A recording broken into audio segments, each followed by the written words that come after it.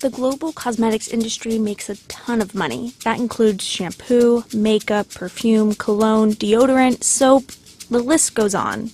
Analysts expect the industry's revenue to grow within the next 4 years to more than $379 billion. But when you break down that number, it's skincare that's driving much of the growth, and it's not slowing down. I've used moisturizers upwards in like $250 range. The most expensive single item would be around $50. Try not to spend more than $50 for like an essence or moisturizer. Probably like this really expensive moisturizer that I kind of got conned into buying for about $150. Skincare is an increasingly lucrative business for cosmetic companies. That's why big names like Amazon and the Kardashians are trying to cash in. And there's one country that's been playing an outsized role in skincare: South Korea. Here's why. Skincare is a big moneymaker for big beauty brands. Over the last 5 years, skincare has grown so much that it's become the largest piece of the pie when you break apart the beauty industry by product category. It makes up about 24.9% of a total $52.4 billion in annual revenue. And the global skincare products market size is expected to reach more than $196 billion by 2024. But what is making skincare so popular? And why are these bottles of face wash and tubs of lotion bringing in so much money? This is Larissa Jensen. She's a skincare and beauty industry analyst with the NPD Group. Skincare has been growing very fast. It's actually growing the fastest of all the beauty categories that we track, including makeup and fragrance. So it's been the strongest performer for the past couple of years. What's really driving a lot of that performance is actually wellness and health and, really natural brands. That's what's really driving the performance of skincare. Wellness doesn't mean just being healthy. In 2019, it means clean eating, the latest fitness fads, and the no makeup look, which actually does involve some makeup. At any rate, the wellness trend is driving consumers to take better care of their skin. This skin-first philosophy did not originate in the US. Instead, it was born on the other side of the world, where skincare is a part of the culture. It's where the latest skincare innovations are concocted and where a large chunk of manufacturing happens in the first place. South Korea. Hi guys, it's Charlotte. This is Charlotte Cho. She's an entrepreneur, Korean beauty guru, and the author of the Little Book of Skincare. She started SoCoGlam, an online marketplace full of curated K-beauty products for U.S. consumers. I was born and raised in California. I didn't know anything about skincare until I started to live and work in Seoul, South Korea. And I was completely amazed at the product selection there was in Korea and also the real focus on a skin-first philosophy. So every woman and man in Korea, it seemed, really knew how to take care of their skin and at an early age. They had categories that just simply did not exist in the US, so it was really intriguing to me and I saw results on my own skin. I firmly believe that K-beauty created a skincare wave.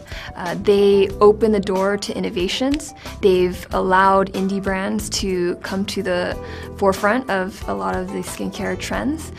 They've also widened the appetite for new products, new categories. They've also been a big part of the education around skincare.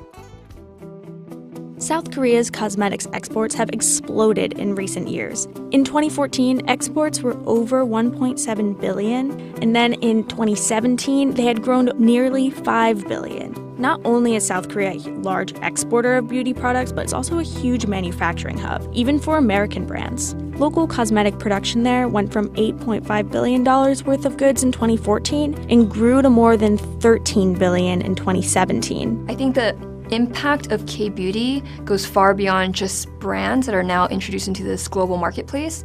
It's actually allowing Korean manufacturing companies to grow rapidly as well. For example, a lot of European brands and US-based brands are formulating their products with Korean R&D chemists and manufacturing plants.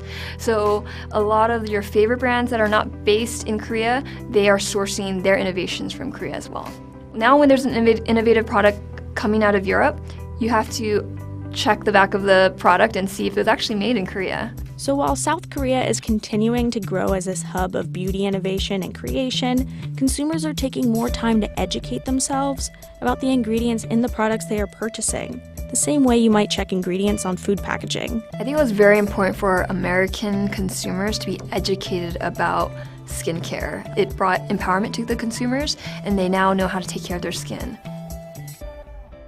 The skincare boom owes a lot to social media.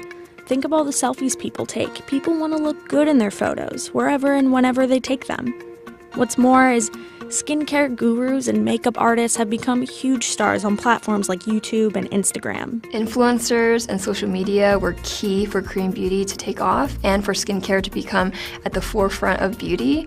It really took influencers explaining to their followers and their community why certain products were incorporated into their routine and what impact it had on their skin. They loved showing what their skincare routines look like on social. They loved sharing their shelfies, so they had rows and rows of their products displayed. At the same time that consumers are discovering more about different ingredients and learning about how to take care of their skin, more and more products are flooding the market. Companies are strategically acquiring brands to stay on top of beauty market trends, like Unilever's purchase of Japanese skincare brand Tatcha for a possible $500 million, and some companies are even spinning off their existing cosmetic lines to include skincare. Sephora has started their own skincare line, Kylie Jenner launched Kylie Skin, and even Amazon is offering its own line. Part of the reason? Skincare is a higher margin business than cosmetics. That means companies keep more of the profits when selling skincare products than makeup. For a very long time, traditional makeup brands were purely focused on color, but now they see that American consumers are far more educated about skincare, and so they're here to capitalize on that market. Do I foresee that the category is going to go into decline anytime soon? I don't believe so. It's doing really, really well, and it's continuing to be the strongest performing category in 2019 year to date. We believe that there's going to continue to be a lot of excitement around the skincare category, at least for the next 2 years. Though the shift to this skin first, makeup second philosophy is still expected to grow skincare industry revenue for the next few years, the question remains, how does skincare continue to evolve in this market? I think there's a lot of noise in the space right now because there's so many people rushing to market with their brands and their products. So it really takes a lot of education, continuous education about how they formulated the product, why it's a trusted formula, what it's going to do for their skin. At the end of the day, people want to see results.